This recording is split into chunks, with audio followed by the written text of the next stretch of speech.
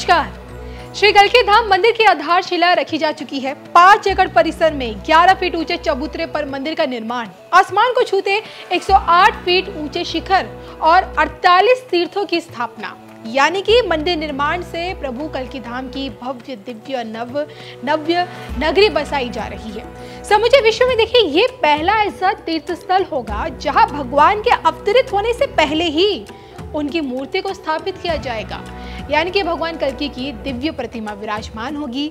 और अब जो कि देखिए, कल्की पीठाधीश्वर आचार्य प्रमोद कृष्णम भी उनके अनुसार मंदिर का निर्माण कार्य आने वाले 4.5 सालों में पूरी तरह से पूर्ण हो जाएगा। और इस कारण क्या भगवान कल्की के विराजते ही देश की सत्ता पर एक नए चेहरे की ताजपोशी होगी?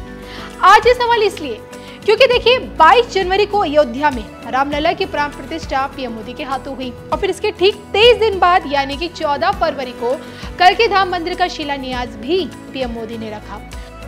और जिसे देखते हुए आचार्य प्रमोद कृष्णम ने पीएम मोदी को कलयुग और सतयुग का सेतु करार दिया। और ऐसे में अगर देखें 2024 में फिर से देश में पीएम मोदी की सत्ता रहती है तो 29 में उनका तीसरा कार्यकाल समाप्त होगा और उसी वक्त कल्की धाम मंदिर का उद्घाटन भी। और ऐसे में देखिए, 24 में 29 की तस्वीर दिखाते हुए कल्की पीठाधीश्वर ने भविष्य में होने वाली किस घटना का संकेत अभी से दे दिया है, सुनिए उनके इस वीडियो में। हमारे पुराणों में ये बात स्पष्ट रूप से लिखी हुई है जी। और एक पुराण में नहीं, कई पुराणों में लिखी हुई है। स्कंद पुराण में, भविष्य पुराण में, श्री कल्की पुराण में और श्रीमद् भागवत में भी इसका उल्लेख है कि भगवान का 10वां अवतार, भगवान विष्णु का 10वां अवतार, जिसे हमारे धर्मशास्त्रों में अंतिम अवतार भी कहा गया है, श्री कल्की नारायण का अवतार जी।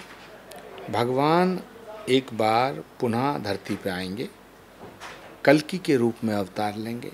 श्री कल्की नारायण का अवतार कहाँ होगा, इसका भी उल्लेख है। श्री कल्की भगवान का अवतार संभल नामक धरा पे होगा और श्वेत अश्व उनकी सवारी होगी। इस तरह का जिक्र, इस तरह का पूरा वर्णन पुराणों में है। तो जिस संभल में भगवान कल्की का अवतार होगा, इसका मतलब है कि भगवान विष्णु ही परशुराम के रूप में आए, भगवान विष्णु का 7वां अवतार अयोध्या में हुआ भगवान राम के रूप में, फिर वो कृष्ण के रूप में आए। तो भगवान विष्णु का अंतिम अवतार कल्की के रूप में आएगा। इसका मतलब राम जी एक बार पुनः धरती पे आएंगे, कल्की के रूप में आएंगे। तो जहाँ वो आएंगे उसी धरा पर उनके आने से पहले श्री कल्की धाम की स्थापना हो, ये 18 वर्ष पूर्व मैंने संकल्प लिया था। और भारत के प्रमुख संतों से जब मैंने इस पर चर्चा की तो उन्होंने मेरे इस विचार का समर्थन किया और सहमति व्यक्त की और कहा कि जहाँ भगवान आएगा उस स्थान पर उनके आने से पहले श्री कल्की धाम की स्थापना होनी चाहिए। तो ये विचार 18 साल से था। इस बीच में बहुत संघर्ष आए। श्री कल्की धाम के निर्माण में बड़े रोड़े अटकाए लोगों ने, तरह तरह की बातें आईं, लेकिन अंततोगत्वा भगवान की कृपा से मेरे संकल्प की विजय हुई और भारत के यशस्वी प्रधानमंत्री श्री नरेंद्र मोदी जी ने 19 फरवरी 2024 को सुबह श्री कल्की धाम के भव्य मंदिर की आधारशिला अपने हाथों से रखी।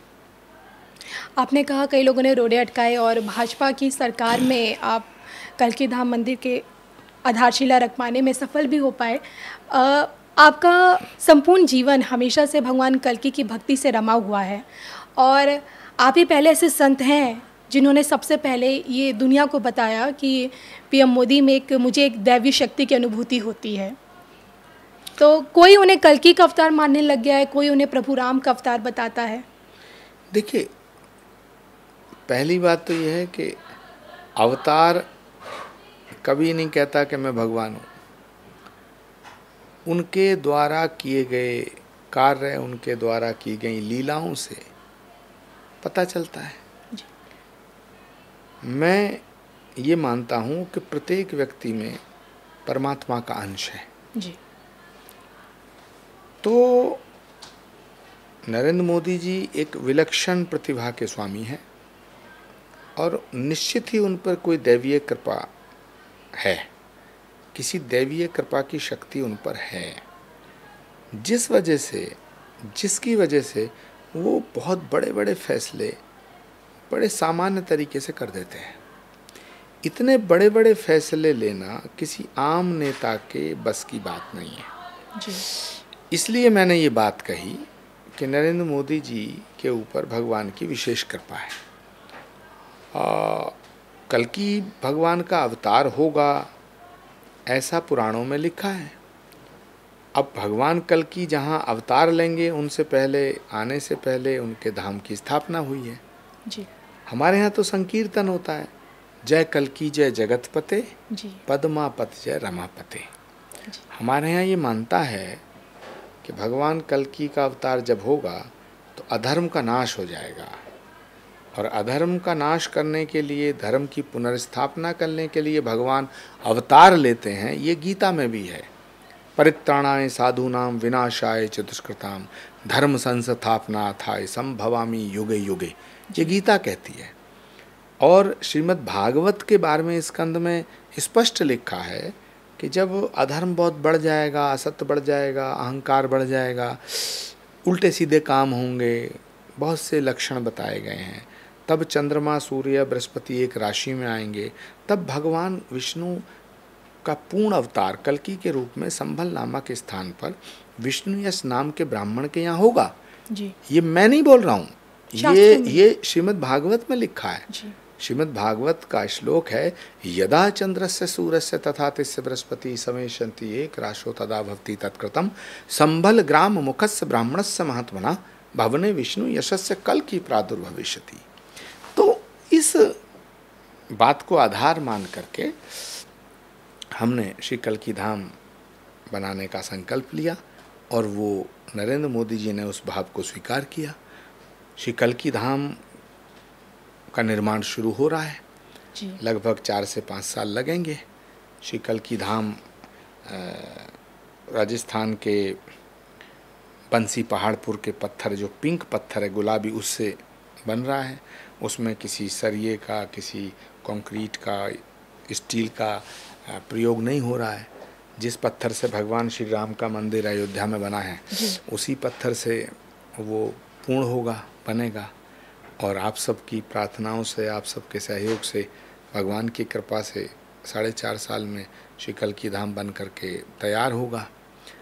जैसा भगवान राम की जन्मभूमि का मंदिर का दर्शन आप करते हैं, वैसे ही आप उस भूमि को भी नमन करने आइए जहाँ भगवान कल्कि का अवतार होगा।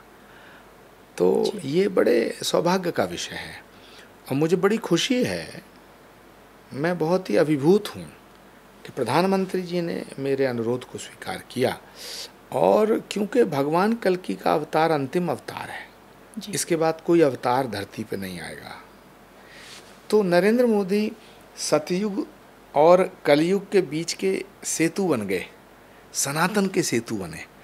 जहाँ भगवान राम के रूप में आए जी, वहाँ उनकी जन्मभूमि पे मंदिर बनकर तैयार हो गया, उसका उद्घाटन किया मोदी जी ने, और जहाँ भगवान आएगा उसका शिलान्यास किया जी। तो इस पूरे सनातन के इस काल चक्र के मध्य में कौन है? नरेंद्र मोदी। इसलिए मैं ऐसा मानता हूँ कि भगवान की इच्छा के बिना कोई ऐसा विलक्षण कार्य नहीं हो सकता है। तो मुझे लगता है कि नरेंद्र मोदी जी को परमात्मा ने धरती पे इसी कार्य के लिए भेजा है।